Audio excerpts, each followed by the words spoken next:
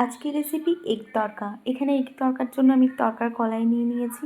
এখানে তড়কার কলাইটা ভালো করে ধুয়ে জলের মধ্যে কিছুক্ষণ ভিজিয়ে রেখে প্রেসার কুকারের মধ্যে সিটি মারার জন্য ধুয়ে দিয়ে দিয়েছি। আমি এখানে তড়কাতে আলু ব্যবহার করেছি। আলুটা দিলেই আমার খেতে খুব ভালো লাগে। আপনারা পছন্দ না হলে আলুটা না দিতেও পারেন।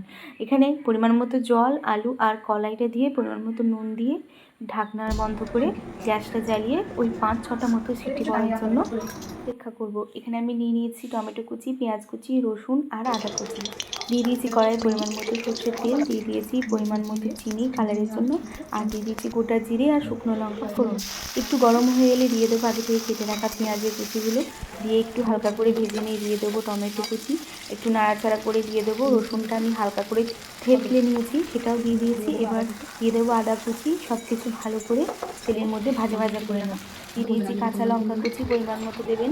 দিয়ে দিয়েছি পরিমাণ মতো নুন, পরিমাণ মতো হলুদ, আর এখানে মিট মশলা পরিমাণ মতো, দিতেও পারেন না দিতেও পারেন। আর এখানে তড়কা মশলা, আমি এটা অবশ্য বাড়িতে বানিয়েছি। এই ভিডিও রেসিপি আপনাদের সাথে পরে শেয়ার করে দেবো। দিয়ে মশলাটাকে একটু কষিয়ে নেব।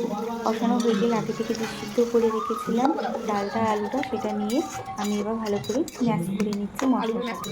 তবে এখানে আলুগুলো আমি এখানে ম্যাশ করে দিয়েছি। আমি এখানে আলু একটাও গোটা রাখিনি, সবটা ভালোভাবে খুন্তির সাহায্যে ভালোভাবে থেতলে নিয়েছি।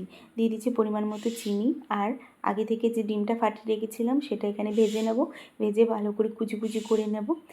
কুচি কুচি করার পর ডিমটা ভালো করে ভাজা হয়ে গেলে আমি আগে থেকে যে তড়কা মশলাটা বানিয়ে রেখেছিলাম সেটা দিয়ে দেব। ভালোভাবে মিক্স করে নেব।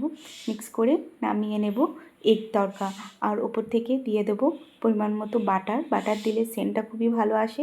আপনারা এটা দিতেও পারেন, না দিতেও পারেন। আর অবশ্যই খাবার আগে পেঁয়াজ আর লঙ্কা দিয়ে পরিবেশন করুন এগ তড়কার এত সুন্দর একটা রেসিপি। অবশ্যই বাড়িতে ট্রাই করবেন এবং আমাকে জানাতে ভুলবেন না কেমন হয়েছিল। ভিডিওটি ভালো লাগলে অবশ্যই লাইক, শেয়ার, সাবস্ক্রাইব করে দেবেন। ভালো থাকবেন, সুস্থ থাকবেন। নমস্কার।